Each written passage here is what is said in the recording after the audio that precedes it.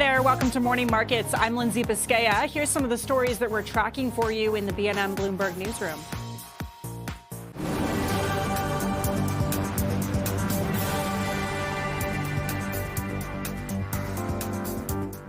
Canadian inflation accelerated more than expected in December. Data from StatsCan shows the consumer price index rose to 2.4% compared to the year before. Part of that was due to a tax holiday at the end of 2024 that pushed yearly price comparisons higher. Broader food prices rose more than 6% from a year earlier, while gasoline prices saw a decline year over year. And the European Union is in talks to potentially impose tariffs on 93 billion euros of U.S. goods if President Donald Trump follows through on his threat to hit European countries with a 10% tariff next month. According to Bloomberg, the EU is also weighing additional countermeasures beyond the tariffs. Brussels has also frozen approval of a U.S. trade deal as it prepares potential retaliation. Mullen Group is seeing strong performance this year. The Canadian trucking and logistics firm is targeting up to $2.4 billion in revenue, driven by new acquisitions, improving freight demand, and infrastructure spending. Mullen also says it's able to fund long-term growth and will focus on robotics to improve warehouses and data management tools.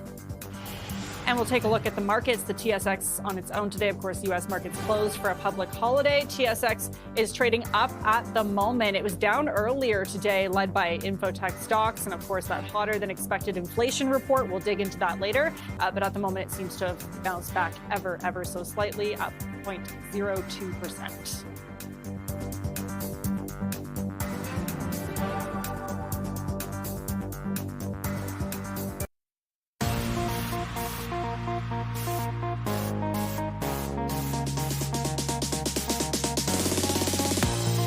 There is growing fallout and reaction today over a major escalation in U.S. President Donald Trump's quest to own Greenland. CTV's Jeremy Chiron has the latest today. It is this massive Arctic island U.S. President Donald Trump insists the U.S. needs to own, but Trump's push to punish allies in his quest to take over Greenland is being met with trepidation. It's a serious situation, and we're concerned. We're concerned about this escalation. To be absolutely clear. Prime Minister Mark Carney defended Greenland's sovereignty and security today, insisting Canada's position hasn't changed. The future of Greenland, decisions about the future of Greenland are for Greenland and Denmark to decide. In a Saturday night social media post, Trump threatened tariffs on 8 countries until a deal is reached for the complete and total purchase of Greenland. Sparking today an emergency meeting of European Union ambassadors in Brussels. A joint statement by the 8 countries says tariff threats undermine transatlantic relations and risk a dangerous downward spiral. We will continue to stand united and coordinated in our response. We are committed to upholding our sovereignty. Trump's threats could be a potentially dangerous test of the U.S.'s partnerships with European allies. It runs the very real risk of doing lasting damage to the NATO alliance, to the cohesion that is so important. Trump's Treasury Secretary repeating today in an interview with NBC's Meet the Press that owning Greenland is essential to U.S. national security. Peace through strength, make it part of the United States, and there will not be a conflict because the United States right now, we are the hottest country in the world. We are the strongest country in the world. The Europeans project weakness. The U.S. projects strength. Denmark continues to pursue a diplomatic way forward with the U.S. over Greenland and is meeting with fellow NATO members to discuss the alliance's Arctic security strategy. Jeremy Chiron, CTV News, Ottawa. U.S. markets are closed today, but futures are down after President Donald Trump's latest threats. The European Union has, for now, put on hold its plan for retaliatory tariffs should Trump follow through. But Canada is also preparing to send troops, which could potentially make it a target of Trump's tariffs as well. So let's break it all down with David Doyle, head of economics at McGuire Group. It's good to have you join us. Thanks so much. Thanks for having me. This is an interesting development. There's so much to go over here. I guess, first of all, how significant is this latest tariff threat that the U.S. is imposing on the EU? Look, I think it's very significant. I think it shows a bit of a shift in tone versus what we had in the second half of 2025 from the Trump administration, where it seemed to be there was progress being made on the trade front towards deals, a lowering of trade policy uncertainty. So this is, I think, a bit of a curveball in the sense that you're seeing the tariff threats come back to the forefront, in contrast to what many people expected, which was that 2026 would be a calmer year out of Washington. So I do see it significant in terms of it's a bit of a shift from what we were seeing late last year. And I think the other thing that's notable is that the response from the EU officials and administration has been much stronger, right? Much more willingness to be combative than what you saw in and around the Liberation Day announcement last year, which of course raises the specter of potentially some significant retaliation being imposed should the Trump administration indeed, proceed with the threatened tariffs. Yeah, and speaking on that retaliation, like the EU said it could retaliate with a 93 billion euro retaliation package against the US. We're now seeing reports that they might hold off on that. But if something like that retaliation were to happen, how would that affect the markets, and what sectors do you think would be hit hardest by a retaliation in tariffs? Look, I think that would be a risk-off event, right? I think, if we go back to what occurred last year and in around Liberation Day, when we saw the broad market sell-off occur, particularly in some of the more trade-sensitive sectors, it was, I think, largely on fears that you would see trade partners retaliate and retaliate substantially against the United States. And that didn't really come to fruition, which I think is part of the reason why the economy has held up so well, despite the fact that the U.S. proceeded with implementing tariffs. It's the fact that there was no retaliation. If we do go down a path where, I should say outside of what, minor retaliation from countries such as Canada, if we go down a path where most of the U.S. trade partners are retaliating and retaliating substantially against the U.S., I think it would be bad for markets, bad for the economy, and we could see a significant correction if things go down that path for sure.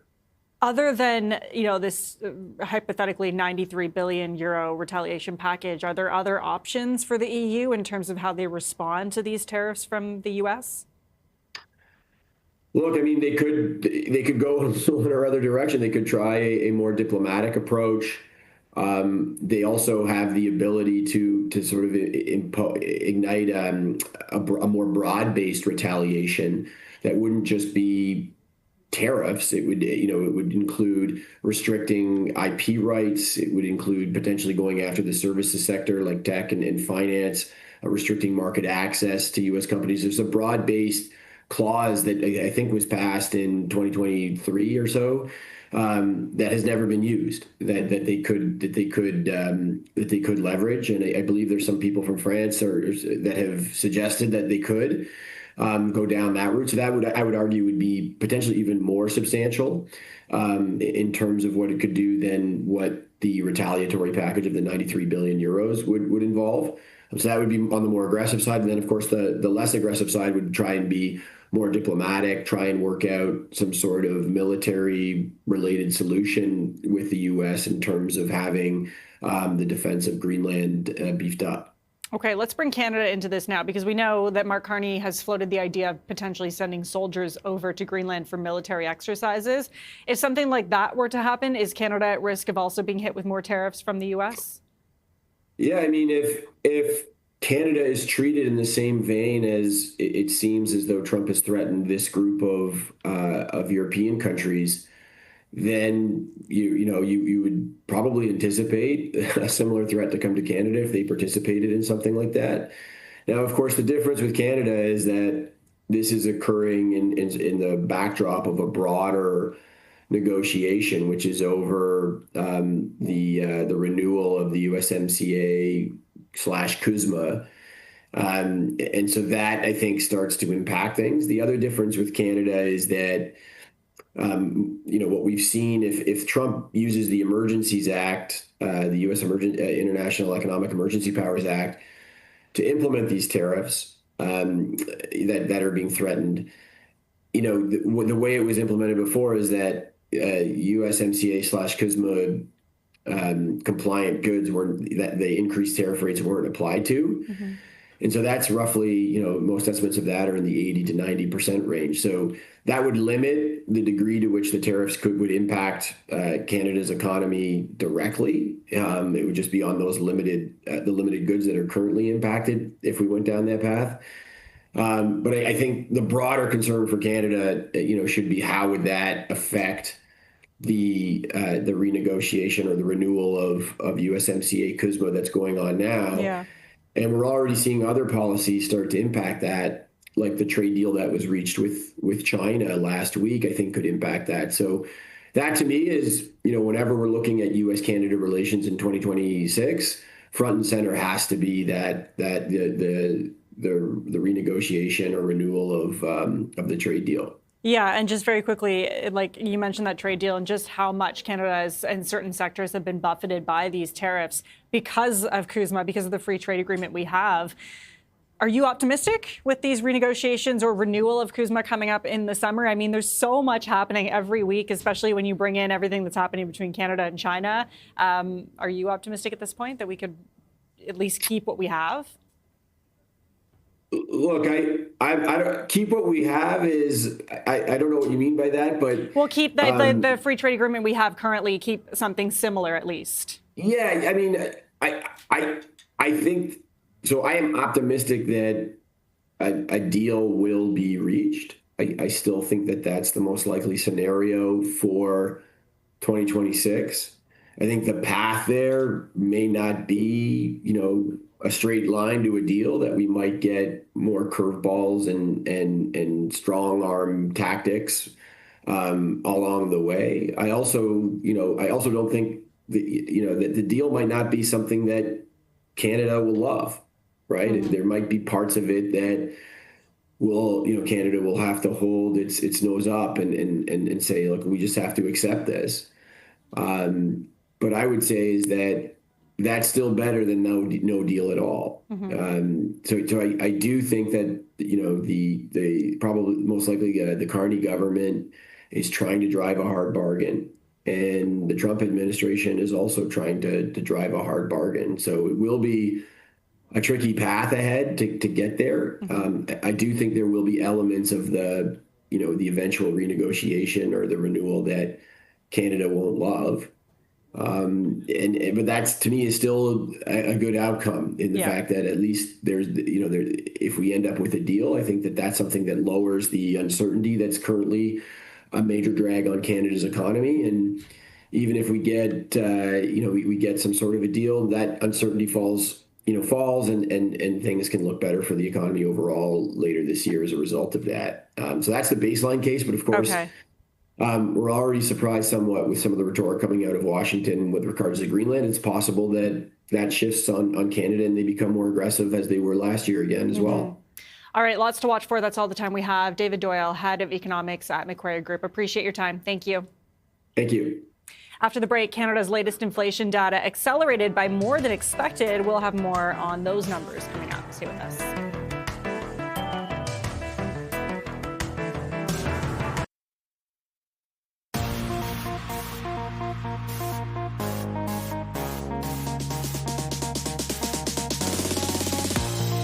Canada's inflation accelerated by more than expected as a federal tax holiday at the end of 2024 pushed yearly price comparisons higher, offsetting falling gasoline costs. Let's get more from Dominic Lapointe, Director of Macro Strategy with Manulife Investment Management. Thanks for joining us. It's good to have you. Good morning. 2.4%. What do you make of these numbers? That's higher than what most economists were predicting. Yeah, so like you just said, it's harder to get the clear signal from this morning report because of the falling off of last year GST rebate on food items or on consumer products item. However, what we observe since the third quarter of last year, we think continues, which is that we have ramp up food inflation in Canada now at above 6%, which is worrisome. That is offset by a downward trend in gas prices. Gas prices are lower than a year ago, but also shelter prices, which are moderating. So, for instance, mortgage interest costs are inflation is lower, so people are refinancing their house at a slightly lower rate than last year. And home prices too, when you buy new homes, in some markets, aggregating up to the national level, are moderating, which has also a dampening impact on overall inflation. So from 2.2 to 2.4%, again, it's hard to get the clear signal, but nothing in that report is very worrisome that we are beginning to see inflation that is too hot. Okay, that was what I was going to ask you, so that's good to know on that point. You also noted a surprising uptick of 35% month-over-month spike in air transportation prices. Can you dig a little further into that? Why was that so surprising to you? I mean, 35% is quite a bit. Yes, it's one of the strongest month-over-month growth over many years. So to be clear, airfare prices on a month-over-month basis are very volatile. So sometimes they could go down by 10, 15% at aggregating up to the national level, and sometimes they go up by a lot. Usually during the holiday period, they do go up with people traveling for Christmas and New Year. And this time around, it did more than a year ago. We're not sure, but we do know that for some segment of traveling to the U.S., airlines did reduce a little bit of their capacity, so there might have been a supply issue there. Or it would be the other way around, where people would decide to fly to other destination instead of the U.S. with limited capacity.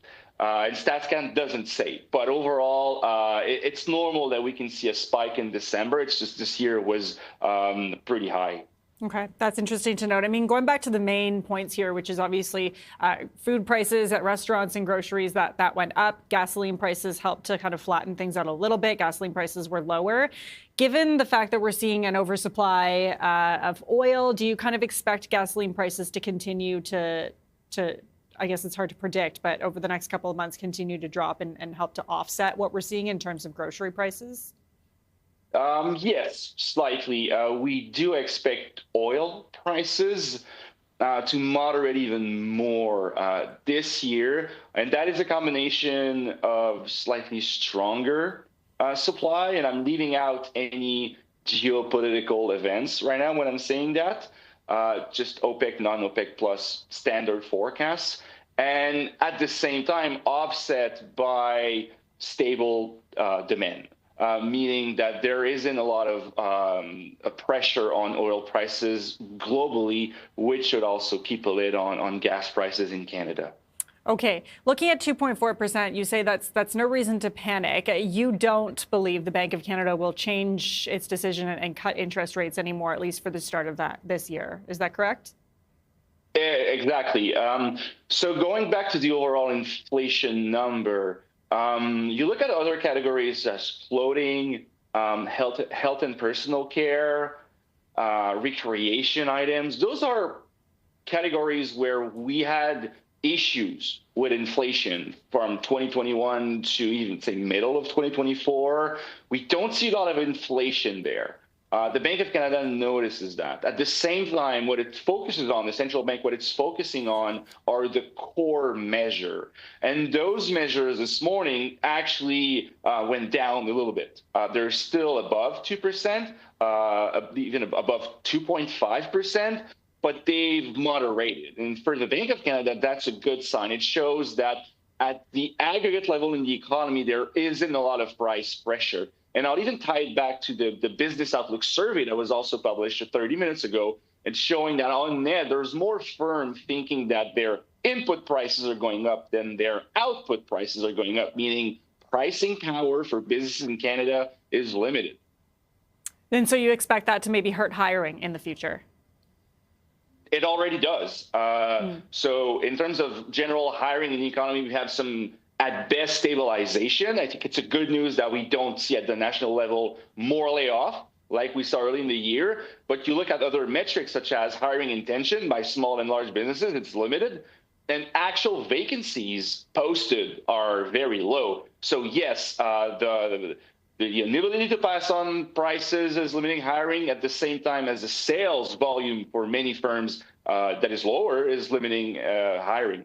Okay, so interesting. Thanks so much for joining us to break down these numbers. I appreciate your time. Thank you. Thank you. That was Dominic Lapointe, Director of Macro Strategy at Manulife Investment Management. Well, just ahead, we will hear how this year's World Economic Forum in Davos is grappling with a new global order shaken up by Donald Trump. Stay with us.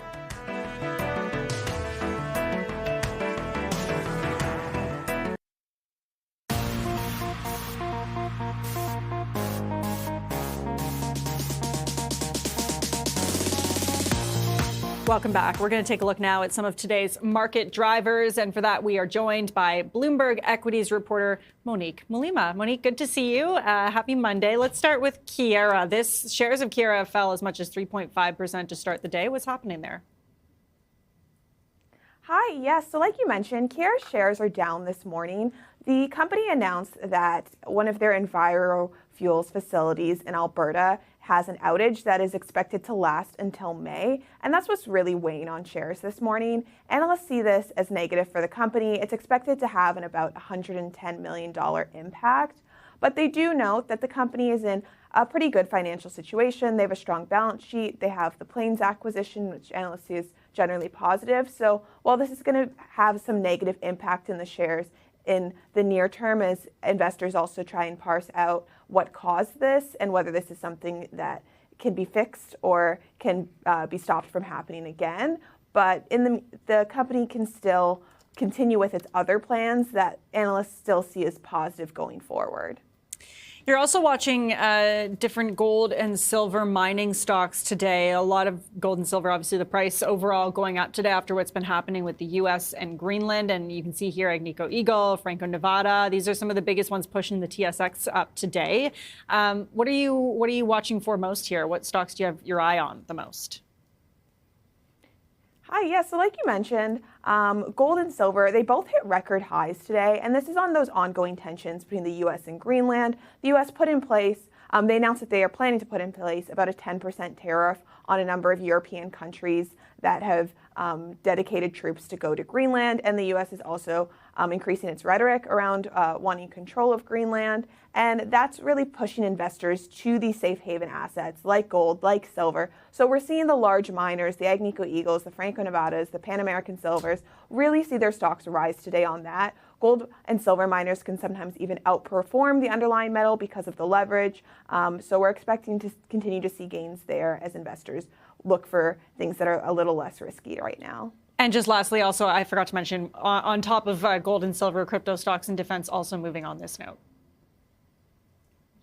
Yes, so the defense stocks, they're an area that investors are paying a lot of attention to. Obviously, the members of the European Union have put some troops into Greenland, but it's been reported that Canada is also considering whether to send troops to Greenland, and that really puts investor focus around these companies that work in the defense space as these tensions increase. We're seeing mixed results in Canada. MDA space is up, while companies like CAE, and Bombardier are down, but that's going to be an area of focus going forward, especially if Canada decides to get involved. And then on crypto stocks, they're having the opposite effect of gold and silver. We're seeing the cryptocurrencies like Bitcoin, like Ethereum down this morning as investors are pulling away from those risky assets as those geopolitical risks increase. Mm-hmm. And as a result, we're seeing the crypto exchanges and the miners both down, like Galaxy Digital, Hut 8, and Bitfarms. Okay, that's Bloomberg's Monique Molima joining us live. Appreciate the update, Monique. Thanks.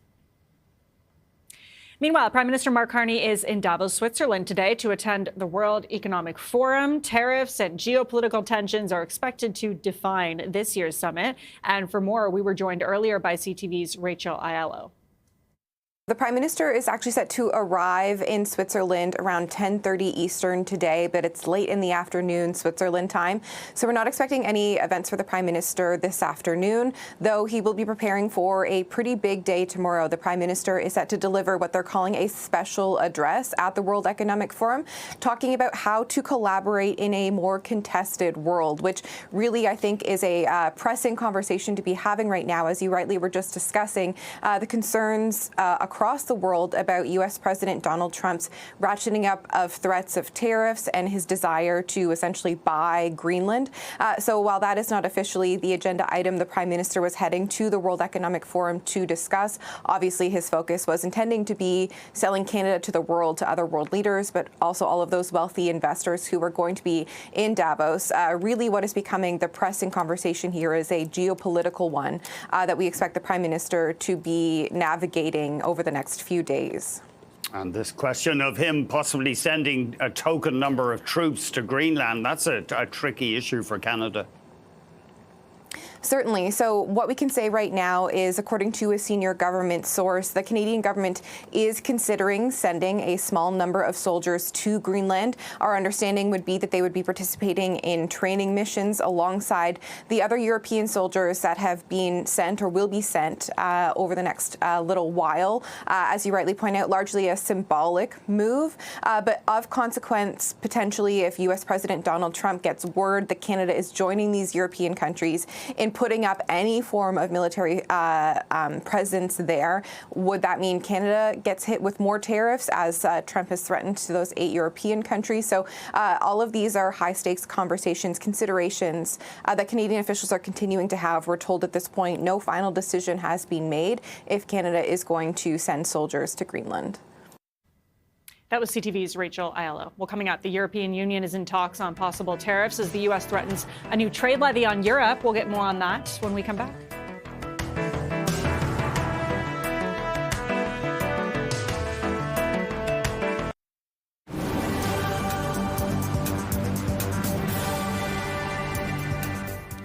Canadian inflation accelerated more than expected in December. Data from StatsCan shows the consumer price index rose to 2.4% compared to the year before, due to, in part, a tax holiday at the end of 2024 that pushed yearly price comparisons higher. Broader food prices rose more than 6% from a year earlier, while gasoline prices saw a decline year over year. The Bank of Canada says trade uncertainty is diminishing optimism among Canadian businesses. In its Business Outlook survey, the central bank says a growing number of firms expect to reduce their payrolls this year due to trade policy uncertainty, slowing demand, and cost pressures. A third of businesses are also expecting to see a drop in sales. On the upside, the bank says more firms expect to export sales to improve.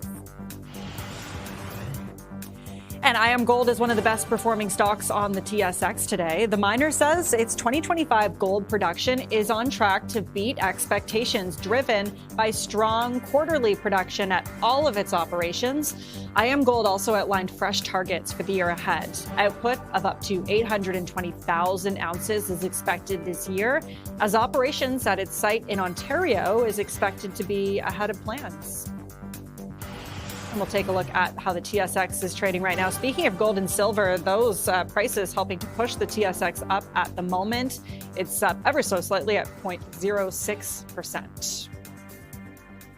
The European Union is in talks to potentially impose tariffs on $108 billion of U.S. goods, euros rather, of U.S. goods, if President Trump follows through on his threat to hit European countries with a 10% levy on February 1st. We got more from Barry Schwartz today, CIO and portfolio manager at Baskin Wealth Management. Every one of these threats has been a buying opportunity for the S&P 500, right? It's just, can you withstand the day-to-day volatility and the nonsense that comes with it? But no question, we're glad the U.S. market is closed today, because it probably would have been a very terrible open. As for the TSX, nothing can stop it, right? Because the Toronto Silver and Gold Exchange seems to want to go up every single day because we get more uncertain and nasty headlines every single day. So, I am worried at some point. This looks to me like what happened a few years ago with the marijuana stocks, where everybody needs to buy the same stocks and they're just going up because they're going up. And at some point in time, I think people are going to get their heads handed to them in this gold and silver trade, because it's not that easy. Investing is not that easy. You can't just buy a commodity and think it's going to go up every single day for the rest of your life. And so eventually some sanity will return to these markets. But this is the year we started off with. It's been wild already. What are we? Only 19 days into the year. That's interesting, though, your thesis that Trump makes threats and then your taco references Trump always chickens out. People say that he backs down. Of course, that's his style, perhaps makes threats up front as an aggressive bargaining position. So that's interesting that you can, in theory, ride this stuff out if cooler heads prevail on the tariff front. Well, you raise a good point, and the question is, why can we ride this stuff out? And the reason we can is, look what happened last year. Corporate earnings were incredibly strong. We had double-digit earnings growth in the S&P 500. We had a terrific catch-up for a lot of underperformers in the Toronto Stock Exchange last year. And the rationale is interest rates are headed lower, inflation, even that Canadian number today is kind of misleading, as you pointed out, because of the handout of the lower GST that happened in 2024. Probably we should have got a lower GST in 2025. It's not like things are that much better this year or 2026. But the bottom line for us is it's all about corporate earnings, and the expectation for the S&P 500 as we head into 2026 is double-digit profit growth, as well as double-digit profit growth heading into 2027. So it's hard to fight that tape. It's also hard to fight a Federal Reserve that's in lowering interest rates mode, especially because of the tamer inflation that we're seeing and the weakness in the job market. So all these things put together should lead to a nicer corporate profit outlook, and over time, stocks follow earnings, as we all know. Speaking of stocks that have gone up a lot, what about the good old banks, Barry? Are you seeing value there, or are they getting pricey? They are pricey, but I think they, as we all know, they were priced for calamitous times to happen as we came out of 2022, 2023, right? Interest rates got up so much. Everybody was worried about the Canadian economy, how it's going to relate to higher interest rates. And if they don't cut those interest rates, there's going to be defaults on mortgages. I mean, we're still kind of seeing it, Andy, in the real estate market. As you know, condos aren't selling. Houses, depends what area. We're seeing so many of these private real estate companies gating redemptions, and so times are not exciting for developers, and in fact the opposite. So we're still on a tightrope in terms of a bunch of parts of the economy. On the other hand, we have to feel good about what our Prime Minister Mark Carney is doing, signing trade deals, trying to open up relationships more with China. These are good things for Canada as we hope to reduce our dependence on the United States. And what about the copper party? Maybe you can have a look at copper. I'm not sure. I think copper is trading today, even though U.S. equity and bond markets are closed. I'm not 100% sure. But copper at record highs too. Well, here's the thing.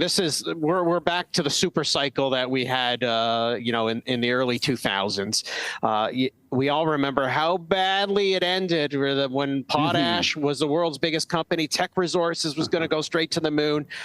These things, people forget that commodities are the most boom-bust type of industry to be in. Why is copper at these levels? We're all so excited about the electrification of the grid, this AI demand, the fact that even with all this trade and tariff uncertainty, the economy around the world is still growing, and copper's not easy to find or get out of the ground. That being said, prices can reverse. I mean, that move since, you're looking at that chart, that move since the middle of 25, straight up parabolic, that does not make sense to me. That should not how that's not how things should be going in terms of commodity prices. It obviously can go on for as longer than people expect, but at some point, people are going to be overpaying for a bunch of these commodities, and if the economy starts to slow down, if that's the case, you don't want to be overweight commodities. So I think the TSX, brilliant year in 2025. Sure, I'm super jealous, but I'm not at all tempted to buy any of these commodity names at all-time high prices. It's just ludicrous. Why do you say super jealous, Barry?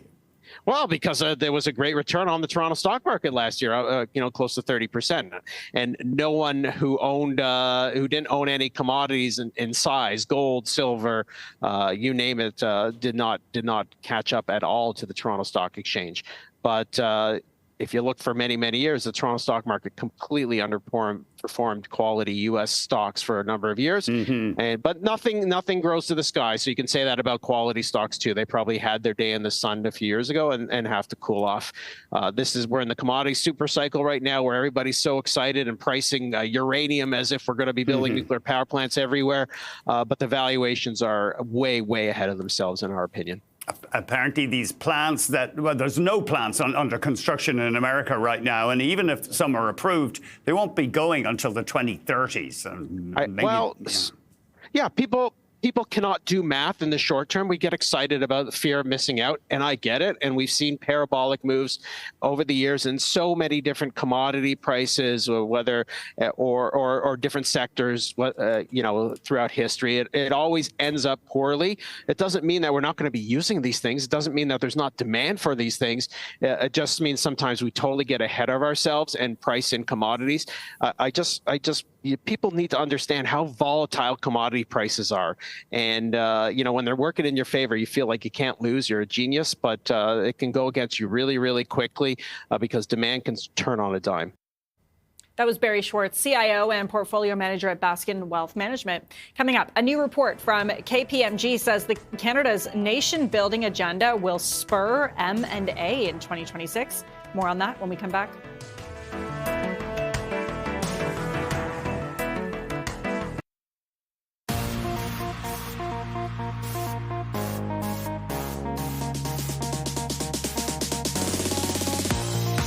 A new report from KPMG says Canada's nation-building agenda and favorable business environment is expected to spur mergers and acquisitions activity in the coming year. The report says about a third of businesses are planning to make a major acquisition. And so here to tell us more is Marco Tomasetti, president of KPMG Canada Corporate Finance. It's good to have you join us. Thanks so much. Thanks for having me. This is very interesting. I think to start, can you just tell us what you think businesses like about Canada's business landscape right now? I think in general, interest rates in Canada have come down since we saw the heights in 2023. I think directionally they're quite stable, more towards a kind of a long-term norm. And I think there is a lot of capital available in Canada, both from Canadian sources as well as outside sources. So I think the environment from a kind of a big macro perspective sits well for M&A.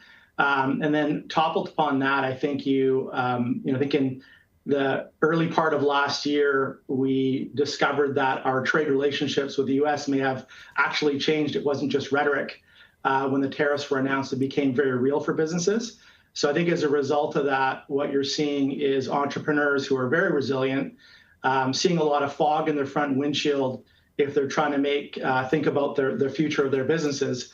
So they need to look for innovative ways to grow organically and to continue to grow their business, to provide opportunities for their people, and just to continue to grow. And I think when you think about that, that kind of sparks, well, what do we do? So I think doing acquisitions amongst Canadian to Canadian firms makes a lot of sense. And I think when you layer on top of that the kind of agenda that we have in Canada for significant projects, major projects funded by government and otherwise, or if you think of some of the data center type investments for the kind of AI value chain that are coming down the pipe in Canada, what you're going to see is a lot of capital flowing into Canadian companies and Canadian projects. And when you think about that, those projects aren't made in isolation. So those projects require components, they require skilled labor, they require a bunch of technical expertise. So you think of the engineering firms, the electrical contractors, the HVAC businesses, all these ancillary business services that surround these projects. And for the most part, with the size and scale of these projects, you can see how it may be difficult organically to build up the capacity to deliver as a supplier to those projects. So I think that naturally will, and we're already seeing it in the market today, that'll naturally spark kind of M&A activity where companies have to buy capability and buy scale in order to serve these projects that are coming down from all this investment. You mentioned Canadian to Canadian acquisitions, like a Canadian company acquiring another Canadian company. Is that what we're seeing the most of? Like when we say the report says a third of businesses are planning to make a major acquisition, is that mostly Canada to Canada? Because we have seen some foreign acquisitions as well of Canadian companies. Yeah, so I think in that the report there is for Canadian docile companies. What are their intentions? And their intentions are a third of them to make acquisitions, which historically that's a pretty high number that we've not seen in the past. And so I think what that's going to spark is there will be some Canadians buying U.S. assets, partially to kind of counteract that trade, if you will. But I think the majority of those transactions the intention will be buying Canadian to Canadian targets. And so think about, again, building capacity or building expertise on top of what they have today. Got it. If we're talking about certain sectors that we see the most M&As happening in over the next year, is there a certain sector?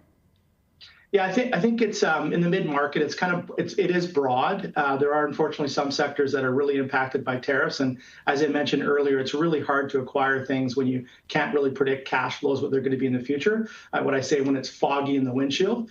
But I think there are a number of sectors around infrastructure, whether it's engineering, whether it's electrical contractors, HVAC type systems. A lot of those companies we're seeing more and more activity. And then you also see things like healthcare, which there's a lot of activity historically in healthcare, and we think that will continue going to 2026 and beyond. And then, of course, a lot of activity around the whole AI trade scenario where there's so much buzz around AI, but so much infrastructure being built. We will see a lot of kind of software type transactions, which we've seen a lot of over the last while. There's a lot of capital flowing into those sectors. From what you're hearing from businesses too, is there concern about the CUSMA renegotiations that we're going to be seeing later this year? There definitely is, and I think what we really saw that last year when when we all realized that the tariffs were going to be real. They weren't just kind of rhetoric, and that caused a lot of M&A activity to really slow down, and a lot of deals got halted and stopped. But from there, entrepreneurs are pretty resilient and they kind of move forward. I think in some industries where there is a real threat of tariffs, then you will see a slowdown in those kind of sectors. But we're also seeing more structure in deals. So, for example, if I'm looking to buy something and there's a threat of tariffs, I might put some of that value into an earn-out type structure so that I have some protection if there are some risks in the future. So I do believe that the macro conditions are strong, the capital investment strong, and we're seeing a pretty strong start to 2026. So we continue to believe that there's going to be a lot of activity and that entrepreneurs will kind of see through and see around the tariffs by either expanding where they're looking to grow their businesses, or just finding innovative ways to access clients or customers in the U.S. Okay, that was Marco Tomasetti, president of KPMG Canada Corporate Finance. Appreciate you joining us today. Thanks so much for the information. Thank you for having me. Coming up, we will check in on the markets with the TSX going alone today, and we'll dive deeper into that after the break. Stay with us.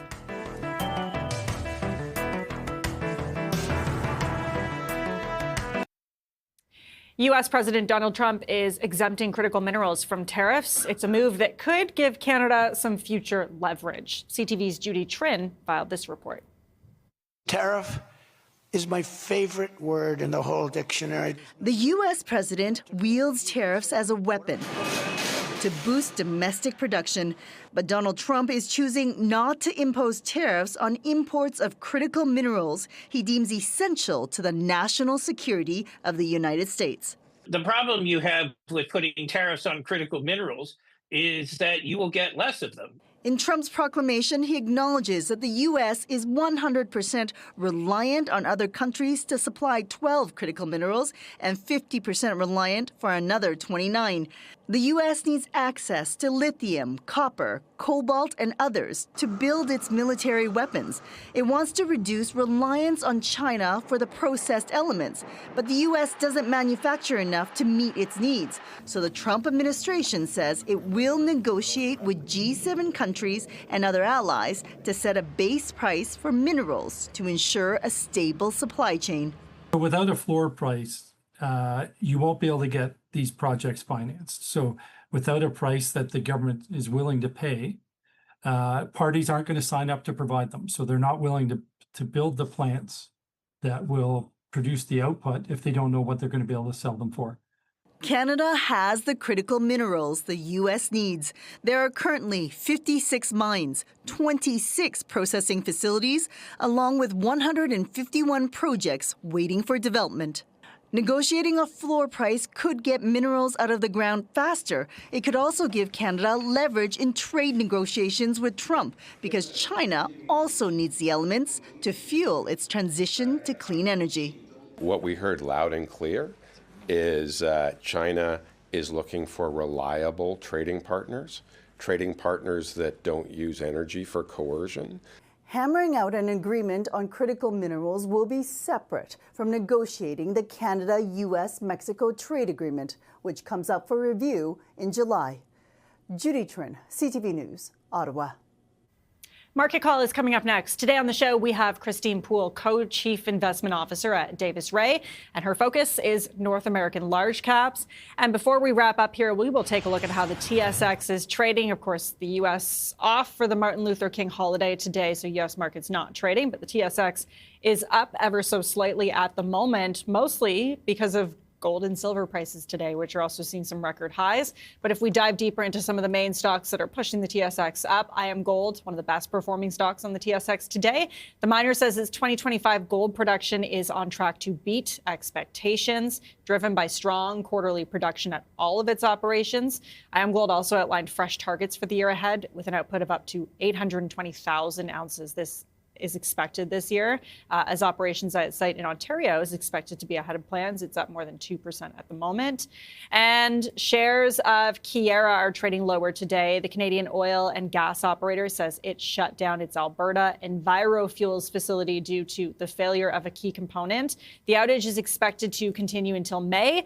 Keyera is now expect its liquid infrastructure segment to face a $15 million margin impact as a result. And the company has also revised its 2026 outlook. That's it for us. Thanks so much for watching Morning Markets. We will see you tomorrow.